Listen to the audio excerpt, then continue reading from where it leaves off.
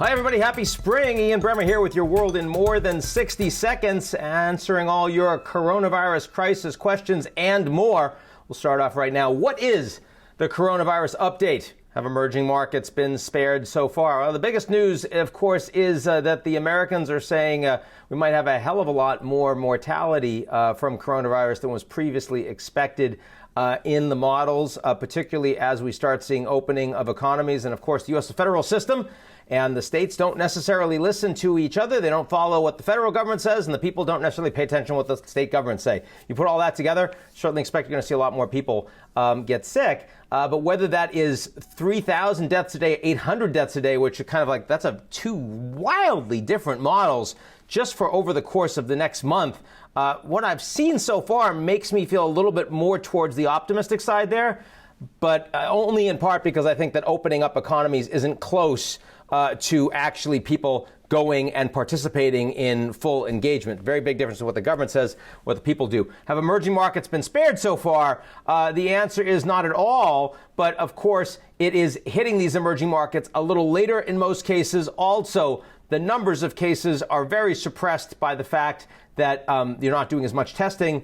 In some cases, also suppressed by the fact that maybe there is reduced transmission with much warmer weather. I hope that's the case, but the doctors aren't in any way agreed on that. But either way, the developing world is focusing much more on keeping economies open than they are on extended lockdowns. For some of the poorest countries, like in sub-Saharan Africa, where average age can be under 20, and the economies aren't as globalized, in many cases focused more on agriculture, the fact that they are as underdeveloped as they are is ironically buffering and protecting them from the worst of the coronavirus crisis. What are the consequences of the US-China blame game over coronavirus origins? Well, I mean, the most important consequence is that we're going to see more confrontation and less interdependence between the two economies. The Americans will be investing less in China, reducing supply chain footprint, allowing Chinese to invest less in the United States, much more scrutiny, and also some key American allies will be doing the same in the wealthier European states, in Japan, for example.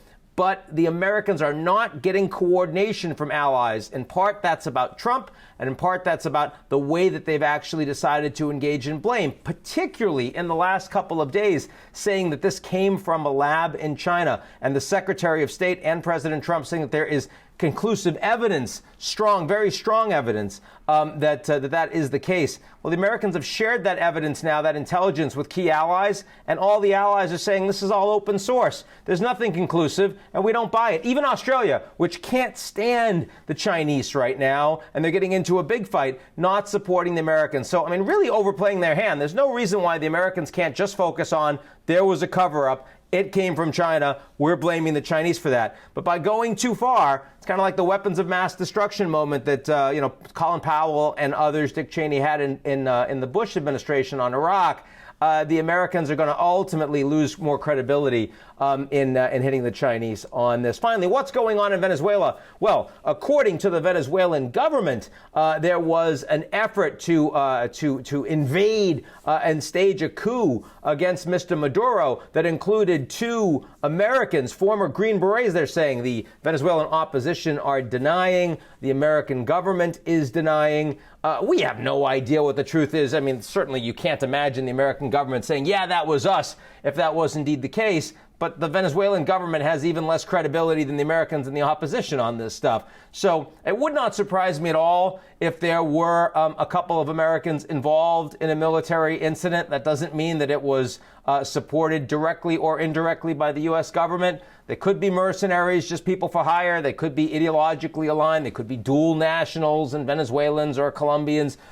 There's been a lot of talk about that, but there's no one in the Trump administration, now that Bolton is gone, that's actively interested in promoting a military solution for Venezuela. In fact, Trump was resistant for Bolton's hard line, and then when Bolton didn't get anywhere, he was undermining Bolton both privately and publicly. So I'm deeply skeptical of that, as I'm deeply skeptical of most things that come out of the Venezuelan government these days. That's it for me. I will see you guys very soon.